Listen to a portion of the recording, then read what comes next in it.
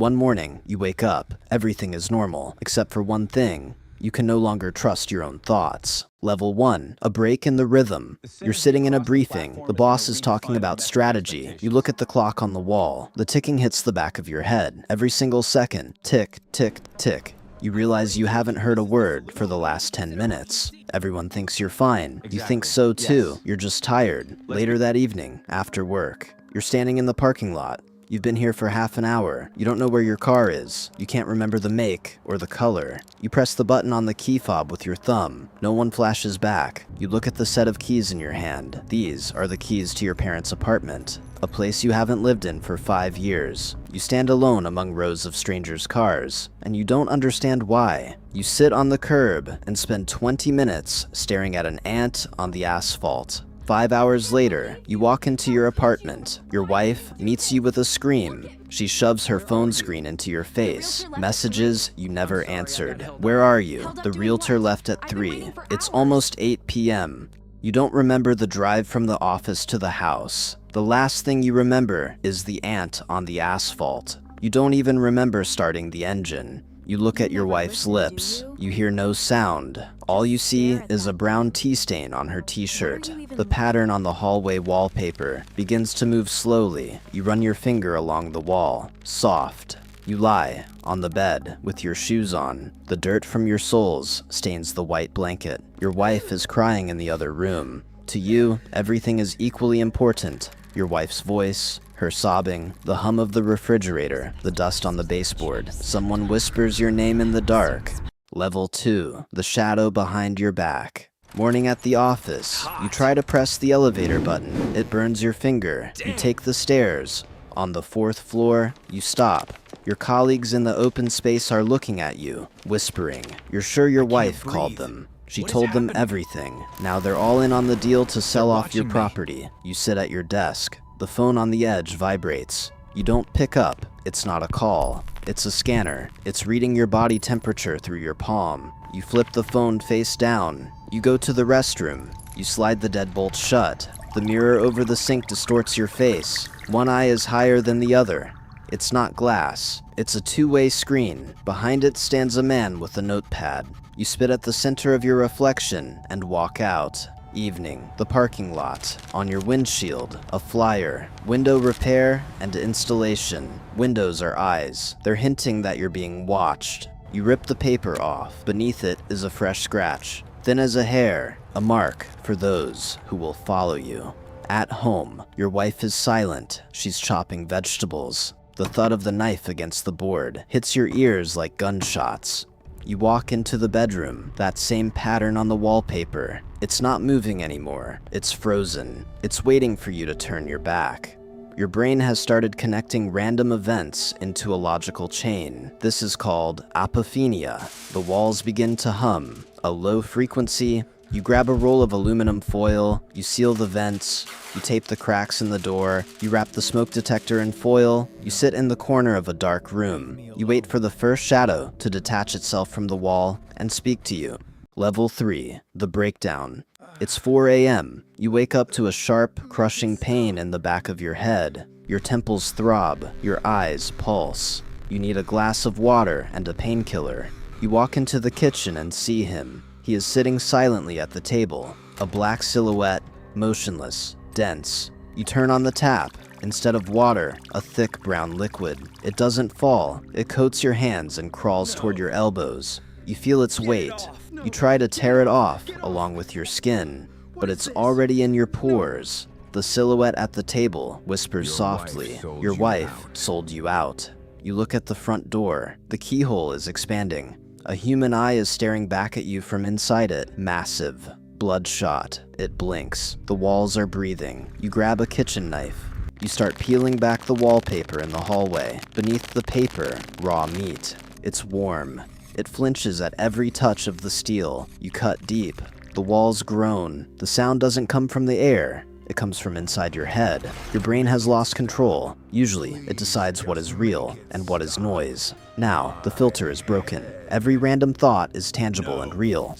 An electrical impulse in your visual cortex is as physical to you as the knife in your hand. You aren't seeing a hallucination. You are witnessing a hardware error of the brain. A crash. The front door is kicked in. 3 men in body armor. You lung at the first one. The floor beneath your feet turns liquid. You are pinned face first into the meat of the wall. You taste glue on your tongue. The metal of the handcuffs breaks your wrists. The neighbors film it on their phones. You, gnawing at the carpet in the hallway. You are carried out feet first. Level 4, the glass cage. You are strapped to a cot with wide leather belts. Shoulders, wrists, hips, ankles. You jerk your right hand. The skin under the strap burns. The metal of the bed clanks. The belts bite into your flesh. Pain is the only thing that keeps you conscious. You try to scream. Your jaw won't obey. It just hangs there. Saliva drips down your chin onto your gray shirt. Your rebellious tongue has already turned dry. This is the neuroleptics, a loading dose. A doctor enters. He doesn't look up. He looks at your chart.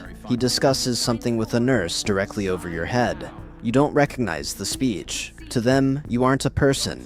You try to spit, but your lips are paralyzed. The light in the ward never goes out. Never. You count the dots on the ceiling tiles. 48. You count them in a circle. 1, 2, 3. On the 4th number, the thought breaks. You forget everything. You start over. A chemical straitjacket. The tablets block dopamine in the prefrontal cortex. The brain can no longer generate delusions, but it also no longer understands yourself. The personality is being erased. This isn't a treatment. It is the controlled erasure of a human being. They unstrap you to feed you. You can't hold the spoon. It falls to the floor. An orderly shoves cold porridge into your mouth. You chew it for 5 minutes. You've forgotten how to swallow. You look at your hands. They are resting on the blanket. They belong to the hospital. Level 5. Hell in the body. The hallway. You sit on a chair 5 hours straight. You want to sit, yet at the same time, you need to run. You cannot stay still for a single second. Your knees move up and down incessantly. Your feet drum against the linoleum. Thump, thump, thump. If you hold your legs down with your hands, a burning sensation rises in your chest until you feel nauseous. You stand up. You walk to the end of the hallway and back, again and again. Your knees won't fully straighten. Your gait is like skiing. You just drag your soles across the floor. You lie on the bed. A vibration begins in your thighs. Stand up again. Walk. You approach the nurse's station. You say the word corrector. To the outside world, you are just moaning. The nurse doesn't look up. She keeps writing in her log. She knows you will walk like this until lights out. To her, your plea is just noise, groaning, and wheezing. Your fingers twist a button on your shirt, over and over. You rip it out, along with the threads and a piece of fabric. You don't feel it, you only feel your bones itching. You want to cut open your own shin. This is akathisia, an extrapyramidal disorder.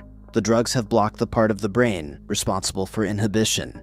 Your engine is running at full speed, but the brake pedal is gone. In psychiatry, this is called hell in the body. Patients at this stage want to take their own lives, not because of voices, but to stop this endless, agonizing movement.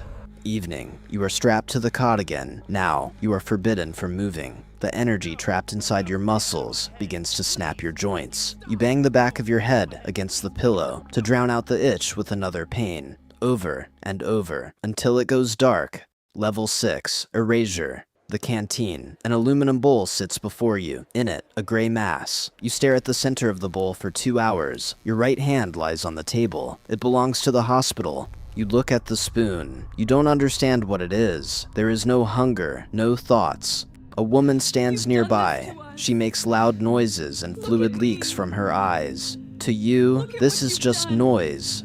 The woman's face is a flat image without meaning. You don't recognize her as your wife. You don't know who is looking back at you in the mirror. The visual center no longer connects the image to your memory.